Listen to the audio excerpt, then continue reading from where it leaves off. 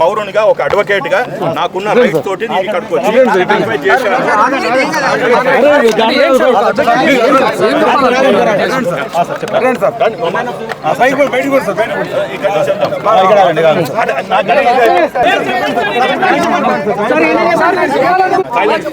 నా పేరు పాదూరు శ్రీనివాస్ రెడ్డి.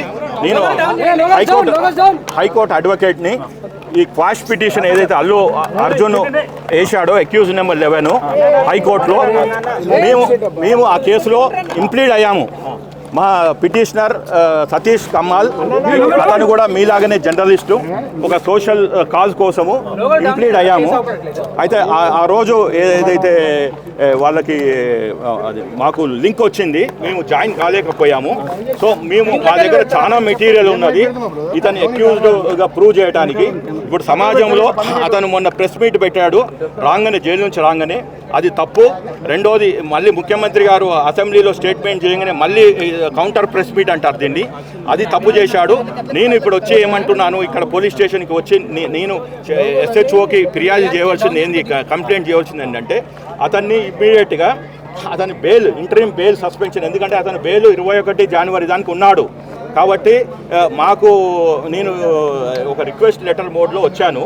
ఆయన ఈ ఇన్వెస్టిగేషన్ చేసి ఇవాళ రాత్రి సీన్ ఆఫ్ అఫెన్స్ రీక్రియేషన్ చేసి అతని bail cancellation because he has violated bail conditions అని చెప్పి ఇన్వెస్టిగేటివ్ ఆఫీసరు ఇమ్మీడియట్గా ఇవాళ చేసే మొత్తం కూడా ఈ should prepare a case diary to prove that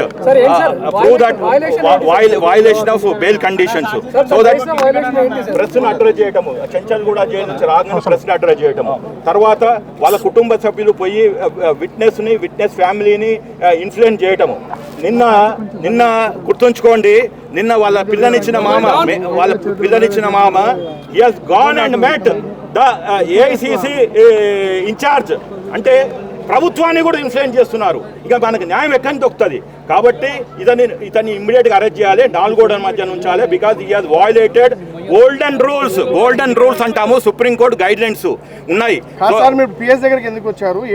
ఇదే చెప్పడానికి వచ్చాను. అతను ఇమ్మీడియట్గా మీరు బెయిల్ అప్లికేషన్ మూవ్ చేసి అని న్యాయ పోరాటము 30వ తారీఖు నుంచి స్టార్ట్ అయింది, 31 నవంబర్ నుంచి స్టార్ట్ అయింది. నేను ఫస్ట్ అది జీవో చూడంగానే అది డీజీపీ గారికి, తర్వాత స్పెషల్ చీఫ్ సెక్రటరీకి ఆ మెమో 29 కాల్ఫర్ చేయండి, అది ఇలాంటి షోస్ పెట్టొద్దు అని. సరే, అది వేరే కేసు, అది నడుస్తుంది. మొన్న 17వ తారీఖు వాళ్ళు కౌంటర్ వేశారు, తర్వాత 30వ తారీఖు హియరింగ్ ఉంది, అది వేరే కేసు. కానీ ఇక్కడ ఈ సత్య థియేటర్లో సంఘటన జరిగినాక స్టాంపేడ్లో అరెస్ట్ చేయలేదు. అరెస్ట్ చేయకుంటే నేనే మళ్ళీ 5వ తారీఖు ప్రెస్ మీట్ పెట్టాను. మళ్ళీ 6వ తారీఖు 7వ తారీఖు అట్లా అరెస్ట్ అల్లు అర్జున్ అంటే అప్పటిదానికి సరే, ఇప్పుడు ఇది హై ప్రొఫైల్ కేసు కాబట్టి ప్రాబబ్లీ ముఖ్యమంత్రి గారు కూడా మొత్తం తెప్పించుకున్నాక స్టేట్మెంట్ చేశారు. కానీ మొదటి నుంచి నా ప్రయత్నము ఆ ఫ్యామిలీకి, సరే నన్ను ఆ ఫ్యామిలీ తప్పర్థం చేసుకోవచ్చు, ఎందుకంటే 25 లక్షలు ఇస్తా అన్నాడు, ఈవిడవడబ్బా మధ్యన వచ్చి మాకు వచ్చే పైసలు పోతున్నాయండి. కాదు, ప్రభుత్వంతో ఇప్పిస్తాము అని నేను అందరితో మాట్లాడాను. ఇటు పొలిటీషియన్స్ తోటి, రాజకీయవేత్తలతోటి, సామాజికవేత్తలతోటి, మహిళా సంఘాలతో అందరితో మాట్లాడితే ఫస్ట్ వారం 10 రోజులు తెలంగాణ మొత్తం సమాజం మౌనంగా ఉంది. నేను మళ్ళీ ప్రెస్ మీట్ పెట్టాను ఆ మౌనాన్ని వీడటానికి. తర్వాత మధ్యాహ్నం మళ్ళీ మనకి వచ్చిన స్టేట్ ఫార్మేషన్ ప్రజా దినాలని, దాని తర్వాత అప్పుడు గవర్నమెంట్ మూవ్ చేసింది. ఇప్పుడు చేయవలసింది ఏంటంటే he has violated bail conditions clearly, so he should be police has to move for cancellation of bail. Move చేసి అతన్ని మళ్ళీ కస్టడీ, ఈ విధంగా పిలిచి సంబంధులు కాదు, ఇక్కడ క్లియర్గా వినండి, అతన్ని మళ్ళీ బెయిల్ క్యాన్సలేషన్ చేసి దాంట్లోకి తీసుకొని కస్టోడియల్ ఇంటరాగేషన్ చేయాలి. నా demand is to do Allu Arjun custodial interrogation. High court bail లో ఉన్నాడు, కస్టోడియల్. అవునండి, బెయిల్ క్యాన్సలేషన్ మూవ్ చేయాలి. పోలీసుల పని కదా, పోలీసులకు పౌరులు చెప్పాలి. ఇప్పుడు విక్టిమ్స్ చెప్తున్నాము ఇక్కడ ఏం జరుగుతుందని దాని గురించి వచ్చాను. మీరు ఎందుకు వచ్చారు? మీరు డ్యూటీ చేయడానికి వచ్చారు, నేను నా డ్యూటీ చేయడానికి వచ్చాను అంతే.